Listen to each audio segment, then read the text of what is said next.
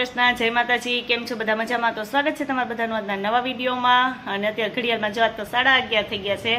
બહુ મોડું થઈ ગયા, તો બધું કામ કરી લીધું ને અમે કાલ કપડાં ન ધોઈને શનિવાર એટલે જ રવિવાર અમારે વધારે કપડાં હોય. મશીન તો હજી અમારું હમું થયું નથી એટલે કપડાં બધા હાથે ધોવા પડે છે. બધા કપડાં ધોઈને હમણાં દોરીએ મૂકવી દીધા છે અને બીજું બધું કામ તો પતી ગયું છે. મારી મમ્મી જો વાડીએ જ કોઈ નહોતું તો ઢોરને પાવા જવાનું હતું તો એ હમણાં વાડીએ ગયા છે. અને મીસુબેન જો ઉઠીને અત્યારમાં રમવા માંડ્યા છે.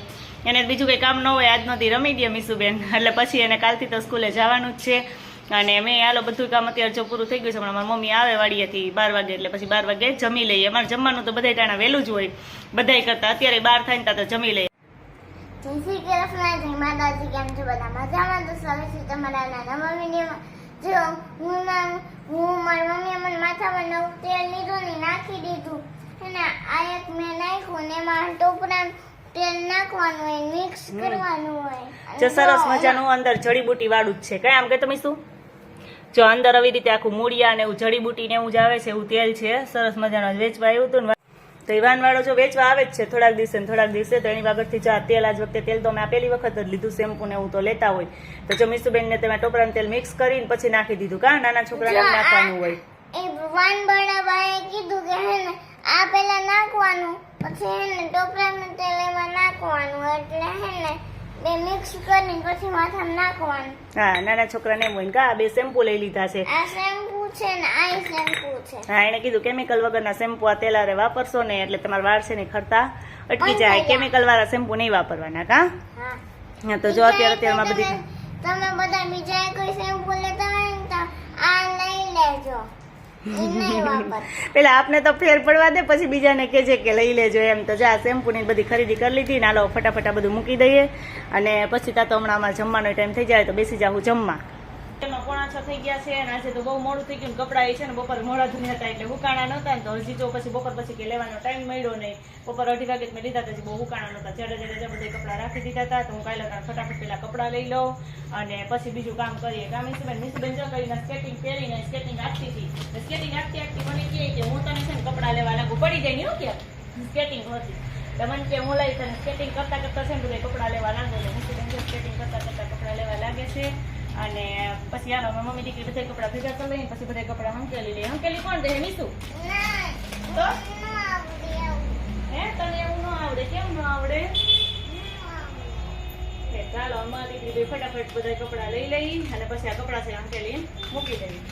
આ જો કાલે અમે ગયા હતા કે એમાં સુરાપુરા બાપાએ તો શ્રીફળ લઈ આવ્યા ને તો શ્રીફળ એમના મૂકી દીધા હતા. કાલે તો પછી ટાઈમ જ ન મળ્યો તો શ્રીફળ કંઈ કાઢ્યા નહોતા.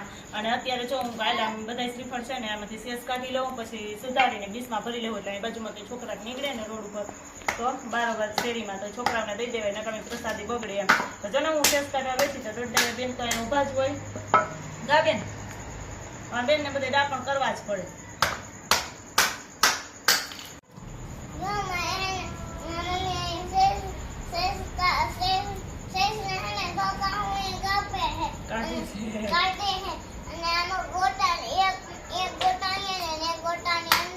ગોટો નો કેવાય, કોટો હોય. કોટો હોય ને સરસ મજાનો કા કોટો નીકળ્યો તો એક કોટો જાય મીસુબેન હાથમાં છે ને એક તો જામાં અંદર છે. શ્રીફળમાં 2 શ્રીફળમાં કોટા નીકળ્યા હતા. કા મીસુબેન જોઈ છે મમ્મી આ કોટો કેવો હોય, ખાવું કે નહીં ખાવો નથી તો જોઈએ એમાંથી કાઢવાનું કોશિશ કરે છે કે આમાં છે ને લઈ હું કાઢી દઉં કે તમારે દોઢ બેન જોઈએ એવું કામ કરે છે. અને હું એવું કહું જો ફટાફટ બધી પ્રસાદી છે ને કાઢી લઉં અને મીસુબેન જો કોટો કાઢવાની પ્રયત્ન કરે છે. અને પછી જો કપડાં તો મોડું થઈ ગયું ને તો કંઈ હંકેલા નહીં તો હું કપડાં તો છે ને સાંજે હંકેલાઈ જાય. મારી મમ્મીને જો એક જગ્યાએ લગ્નમાં જવાનું હતું અત્યારે રાતના લગ્ન હતા તો જો એ હમણાં આખરી થોડીક વાર પછી 5 વાગે લગ્નમાં ગયા અને હવે હું મીસુબેન અમે બધા ઘરે છીએ. કા તો હું કપડાં છે ને સાંજે નિરાતે બેઠા બેઠા હંકલાઈ જાય. અને આ છે ને એ પેલા આપણે પ્રસાદીનું કરી લઈએ એટલે જો હું મીસુબેન બે વળગી ગયા છે પ્રસાદી કાઢવા માટે એટલે પછી નકારી પ્રસાદી રખડીને આપણે પડાવીએ તો પ્રસાદી બગડી જાય, ઓલી કોકને અપાઈ જાય એમ. ચાલો ફટાફટ આ કામ અમારું પૂરું કરી લઈને પછી મીસુબેન ને છે ને કાલ વેકેશન ખુલી જાય છે. હા જો એની થોકો કકાતી કાઢી વખતે લીધો. કા કાલ તો મીસુબેન ને પછી સ્કૂલ ખુલી જાય છે. તમારે એને બેગ ને બધું તૈયાર કરવાનું છે, યુનિફોર્મ ગોતવાના છે અને બેગ કોણ તૈયાર કરશે બેન? ફટાફટ બેગ તૈયાર કરી લે. હાલો મને ના આવડે. તને ક્યાંથી એવું કેમ આવડે? તને ન આવડે? હવે તો બહુ એને એવું તો આવડશે જ નહીં, કારણ કે હવે ચોપડા છે ને અત્યારે આખું વેકેશન હાથમાં જ નથી લીધા, અત્યારે ચોપડા યાદ આવશે નહીં. તો ફટાફટ આ કરીએ ને પછી હું મિસબેન છે ને બેગ પણ તૈયાર કરી લઈ. કાપીને તો તો જો મેં મિસબેન હવે પ્રસાદી હતી ને પ્રસાદી હમણાં બધી કાઢી લીધી, કટકી કરી લીધી, અને મારી મમ્મી કહી ગયા બાજરાનું દહીંનું આ થઈ ગયું છે, બાજરાનું દહીંનું કરી નાખે. પણ આખો દિવસ મશીને બેઠી હતી તો કંઈ વારો આવ્યો નહીં. અને પછી તો જો રસોઈ ને એવું હોય, રસોઈ તમારે બની ગઈ છે અમારે વેલી હોય એટલે, તો હું કાલે ફટાફટ દહીંનું કરી નાખું. એટલે દહીંનું મૂકીએ, બાજરો તમે ઘંટીએ ધરાવીએ છીએ, ઘરની ઘંટીએ ધરતા નથી, કંઈ ચીકણું આવે ને એટલે. તો હું ફટાફટ દહીંનું છે ને બાજરાનું કરી નાખું, અને પછી દહીંનું કરી અને ફટાફટ મૂકી આવું. હજી તો ઘંટી ખુલ્લી છે કદાચ, એટલે હું મૂકી આવું ફટાફટ. એટલે પછી કાલ પાછા રોટલા કરવા ડૂબા દઈને અમારા બેન જોઈએ ને સ્કૂલની બધી તૈયારી કરવા માંડ્યા છે. કા અત્યાર સુધી આવ્યું નહોતું, કેટલા દિવસથી હું કહેતી હતી મિસુતા છે ને બેગ વ્યવસ્થિત કરી લે, બધું મૂકી દે, ચોપડા આડાવાળા છે બધા લઈ લે. હું નહીં કરું. હવે એને ખબર જ છે કે મારે કાલ સ્કૂલે જવાનું છે, એટલે હવે ક્યાં જાય? કેમ બેન? હા હે હું છે ને બધું મારું ભરવા માંડે. હા, એ બધું એમ છે ને ભરવા માંડે છે. કા સમજતું નથી. ચોપડા મોટા છે ને કે દફતર નાનું પડી ગયું. કારણ કે રોજ તો એને જે પીરિયડ હોય એ પ્રમાણે બુક લઈ જવાની હોય, પણ આ વેકેશન હતું ને એટલે બધી બુક એને આપી દીધી, એટલે બેગમાં હમાતી નથી. કાલથી તો પછી મૂકી આવશે, જે જોતી હોય ને એ જ એને લઈ આવવાની. હા, તો જો અત્યારે બેન બધું બેગ પેક કરીને હવે રાખી દઈએ, અને આપણે આપણો દહીંનું કરીને ફટાફટ દહીંનું મૂકી આવીએ. તો હમણાં અંધારું થઈ જાય, જમવાનો ટાઈમ થઈ જાય, ફટાફટ પછી જમવા બેસી જઈએ.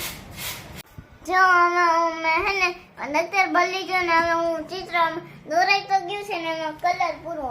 હા, જો મીસુબેન હું ચિત્ર દોર્યું ને હાથે ને પછી ચિત્ર દોરીને હવે એમાં કલર પૂરે છે. કા જો જમીન હમણાં નવરા થઈ ગયા ને એટલે હવે એને સ્કૂલ ખુલવાની થઈ છે ને એટલે હવે એનું બધું યાદ આવશે. અત્યાર સુધી કંઈ યાદ આવતું નહોતું, તો હવે જો એ કલર પૂરે છે, અને પછી હવે કલર પૂરીને થોડીક વાર હજી તો શું કરવાનું છે, પછી સુઈ જવાનું છે. ખાઈ તો લીધું છે, હવે હુઈ જ જવાનું હોય ને. આટલી જલ્દી તું સુઈ જાય? તું ડાય તો છો નહીં બેન, કે ડાય છો? ડાય છો. હે તો હાલો ફટાફટ એના છે ને ઓલામાં કલર પૂરી લઈએ. અને આ સાથે વિડીયો એન્ડ કરીએ છીએ. જો તમને અમારો વિડીયો ગમ્યો તો લાઈક કરજો, શેર કરજો, અને જો ચેનલમાં નવા હોય તો સબસ્ક્રાઇબ કરવાનું ભૂલતા નહીં. આવજો.